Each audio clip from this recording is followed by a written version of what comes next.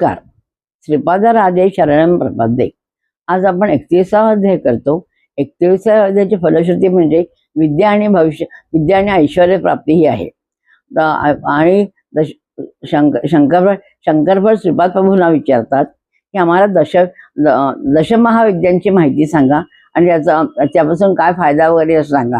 ते तर हे श्री प्रभू म्हणतात दशमहाविद्या म्हणजे 10 देवींचं रूप आहे. त्याच्यामध्ये 10 देवी शक्ती असते आणि विद्या पण असते. तर 10 देवी कोणत्या त्या? तर कालीमाता, तारा, भुवनेश्वरी, भैरवी, अशा 4 देवी आहेत त्या, आणि अजून बाकीच्या पण आहेत.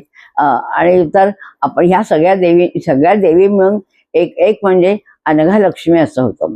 तर श्रीपाद वल्लभ म्हणतात, श्रीपाद वल्लभ म्हणजे अनघ आणि लक्ष्मी असं हे रूप आहे.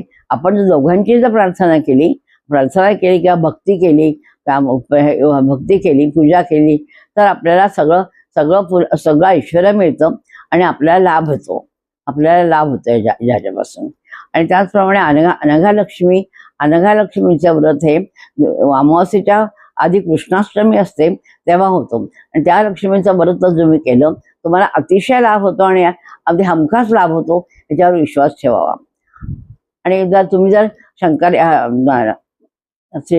श्रीपाद वल्लभाच्या पुस्तकाचं पारायण केलं तर तुम्हाला तुमची इच्छित प्राप्त होते. इच्छित काय असेल ते प्राप्त होते. पण शिवाय तुम्ही जर एखादी इच्छा अशी मनात ठेवली आणि ती इच्छा ठरवून तुम्ही जर पारायण केलं तर तुमची इच्छा नक्की पूर्ण होईल.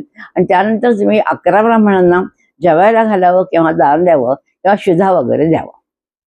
आणि आता शंकरभट श्रीपाद प्रभू म्हणतात, शंकरभटा माझं जे आत्मा हे चरित्र आहे हे जरी कोणी घरी ठेवलं किंवा आपल्या घरात जरी ठेवलं किंवा नाही वाचन झालं, पण घरात ठेवलं किंवा बाहेर ठेवलं तरी याचा लाभ माझ्या सगळ्या भक्तांना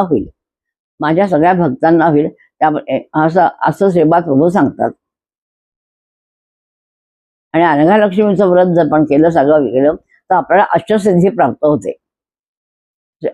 या सगळ्यांचं आपण त्यांनी पूजा अर्चा करावी म्हणजे आपल्याला आयुष्यामध्ये ऐश्वर्य प्राप्त होईल आणि आपल्याला चांगली विद्या प्राप्त होईल. त्यामुळे आपण सुखसंपन्न होऊ. श्रीपाद वल्लभाचा जयकार असो. दिगंबरा दिगंबरा श्रीपाद वल्लभ दिगंबरा, ब्रह्मा विष्णू महेश्वरा श्रीपाद वल्लभ दिगंबरा.